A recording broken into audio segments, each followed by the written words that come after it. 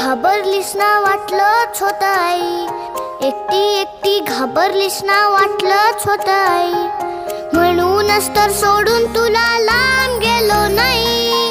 एकटी एकटी घाबरलीस ना वाटलंच होतं आई, म्हणूनच तर सोडून तुला लांब गेलो नाही. ना ना ना ना ना ना ना ना ना ना ना